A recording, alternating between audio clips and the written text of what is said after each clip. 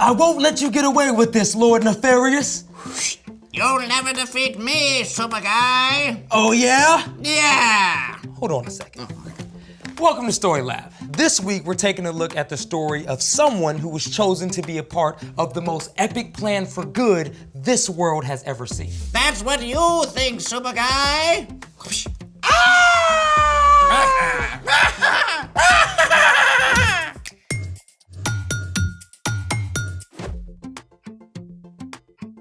Hey, I'm Carter. And I'm Zeke. We're talking about ways we can see God at work in history. And how we can see God at work right now. Because God is greater than any superhero ever. Yeah, it's like God has got every single superpower ever. Well, my super guy has the power to send your Lord Nefarious into space. Oh, it won't be me going to space, Super Guy.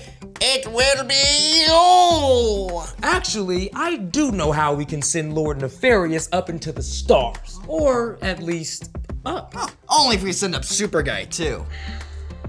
Fine. Let's make it. Today, we're creating film canister rockets. To Mars! Now, these are actually super easy. Step 1, find some empty film canisters. Film, a relic from long, long ago. Yeah. Hardly anyone uses film anymore, but it is easy to get the empty canisters online. Step 2? Before that, if you like, tie a passenger to your rocket.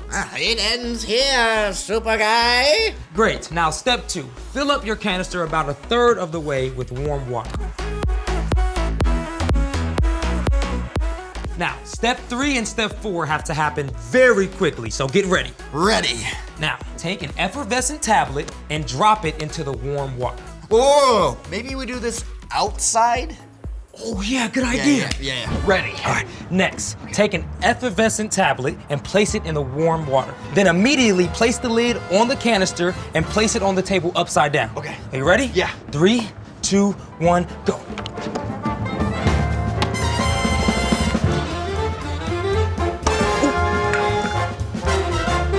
Whoa!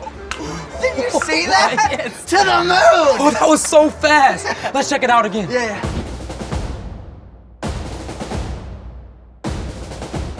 No, we do have a lot of those film canisters lying around. Oh yeah. And go. Okay, first, come on. First one's on. Flip. Second one. Flip. Third one. Flip. Go! Woo! Yeah! Come on, yeah!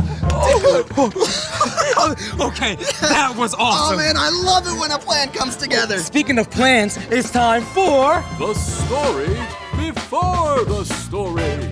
Today, we're in Genesis, the very first book in the Bible. In the beginning, God created the whole world and everything in it, including people.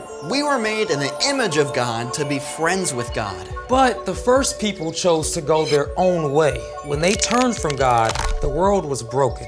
And so was our friendship with God. Sin and darkness crept in. For generations, only a few people still loved God. But God never left us on our own. From the beginning, God had a plan to restore it all. Which is where our story starts. Take it away. Hey everyone, I'm Brian. You may remember that God saved Noah and his family and an epic zoo through a huge flood, right? So after the flood, Noah's family grew quickly. Just as before, few people were friends with God. Most of them chose to go their own way. But through even the darkest times, God still had a plan. So God chose a man named Abram and his wife Sarai. Years before, they had started on a journey to the land of Canaan along with Abram's father and nephew, but they stopped in Haran on the way and ended up staying there. Now, even though Abram and Sarai gained many flocks and herds in Haran, their hearts ached because they had no children. But their story was just beginning. When Abram was 75 years old, God spoke to him. Abram, Who said that? I don't see. Lord? go from your country, your people and your father's family. Go to the land I will show you.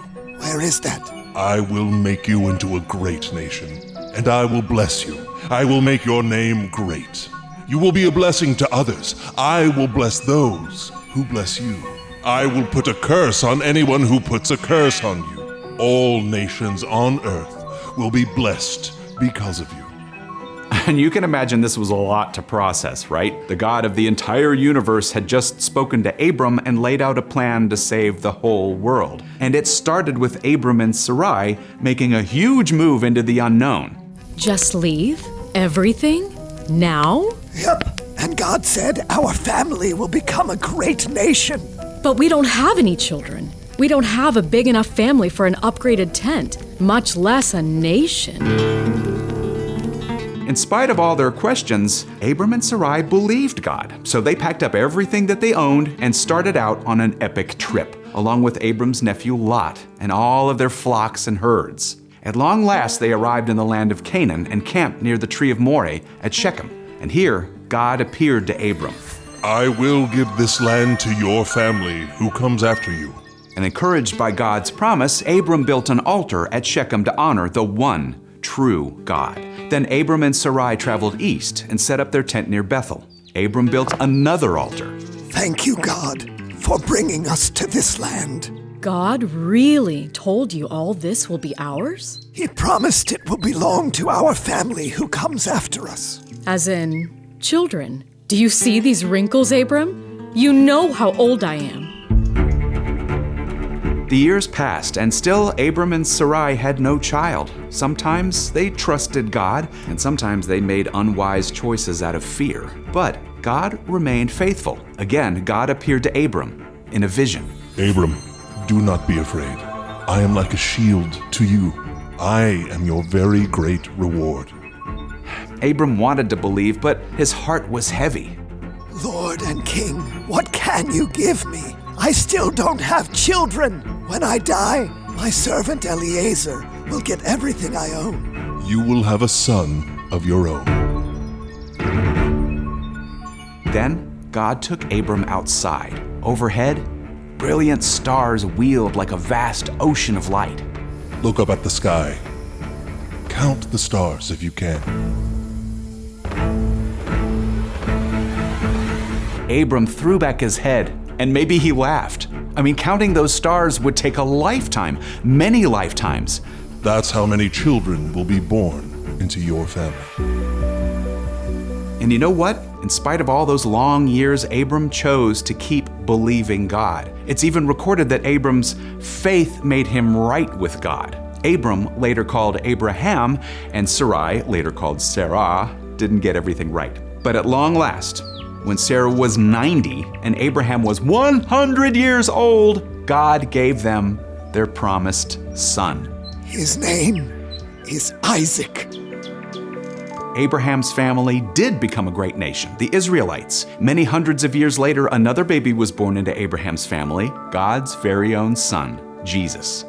And through Jesus, the entire world has been blessed, just as God promised. The end. That's wild. Yeah. I mean, Abraham and Sarah just packed up and moved like that. It was a huge leap into the unknown for sure.